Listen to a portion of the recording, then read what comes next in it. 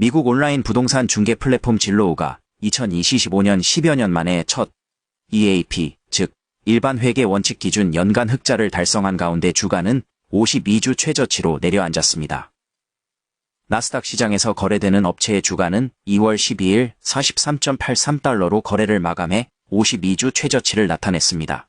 지난 2021년 초 200달러에 육박했던 주가가 4분의 1 토막이 난 셈입니다. 벤치마크가 매수 투자 의견과 함께 목표주가 110달러를 제시해 150% 이상 주가 상승을 예고하는 등 강세론자들은 저점 매수를 추천합니다. 진로우가 더 이상 가만히 앉아 손님 오기만을 기다리는 온라인 복덕방이 아니라 AI 기술을 적극 도입해 부동산 종합 서비스 플랫폼으로 혁신을 꾀하는 움직임이고 2025년 실적에서 의미 있는 이정표를 세운 만큼 비중 확대가 적절하다는 의견입니다. 진로우는 2025년 한 해 동안 25억 8천만 달러의 매출액과 주당 0.09달러의 GAAP 기준 순이익을 기록하며 2012년 이후 처음으로 연간 GAAP 흑자 전환에 성공했습니다. 조정 기준으로는 이미 수년째 흑자를 내고 있었지만 주식 기부 보상 비용 등 각종 조정 항목을 더 이상 숨기지 못하는 완전한 손익분기점을 넘어섰다는 점에서 의미가 크다는 평가입니다.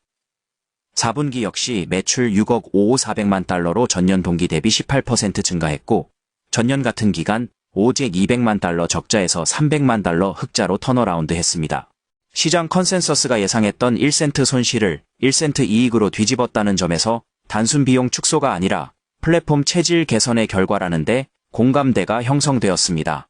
월스트리트 저널은 이미 2025년 9월 업체가 고정비를 크게 늘리지 않은 상태에서 수익원을 다변화하며 첫 연간 흑자 달성 궤도에 올랐다고 평가한 바 있는데 이는 팬데믹 이후 거래량 부진과 고금리, 규제 리스크가 겹친 부동산 사이클 하락 국면에서 거둔 실적이라는 점에서 더욱 상징성이 크다고 합니다. 진로우가 더 이상 온라인 복덕방 광고판에 머무르지 않는다는 사실은 매출 구조에서 가장 분명하게 드러납니다.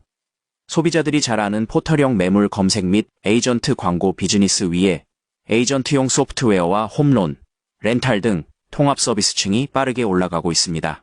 실적 자체만 놓고 보면 축배를 터뜨려야 마땅하지만 지난 2월 10일 실적 발표 직후 진로우 주가는 시간외 거래에서 4.5% 급락했고 이후에도 추가 하락하며 52주 최저치로 밀렸습니다.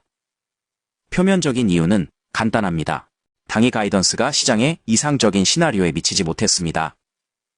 2026년 1분기 가이던스에서 진로우는 매출액 7억 1천만 달러를 제시해 월가의 컨센서스 6억 92만 달러를 상회했지만 조정 EBITDA 즉 법인세, 감가상각, 이자 차감전 이익은 1억 6천만, 1억 7,500만 달러로 시장 기대치 1억 8,340만 달러를 밑돌았습니다.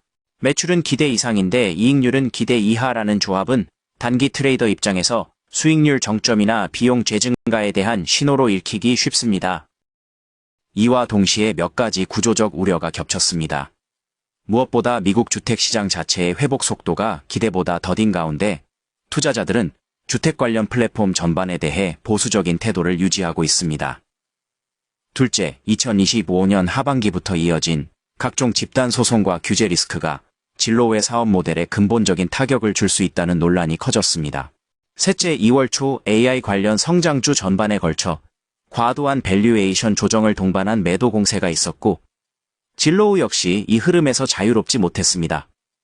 결과적으로 시장은 10여 년 만에 GAAP 흑자라는 헤드라인보다 실적 전망치, 미달과 규제 리스크, AI 밸류에이션 재조정이라는 세 가지 키워드에 더 큰 가중치를 부여하고 있는 셈입니다. 투자은행 업계의 평가는 훨씬 미묘합니다. 베런스는 테크 투자자들이 진로우에 등을 돌리고 있지만 월가는 여전히 이 종목을 좋아합니다. 라고 전하며 여전히 상당수의 애널리스트들이 매수 혹은 비중 확대를 유지하고 있다고 밝혔습니다.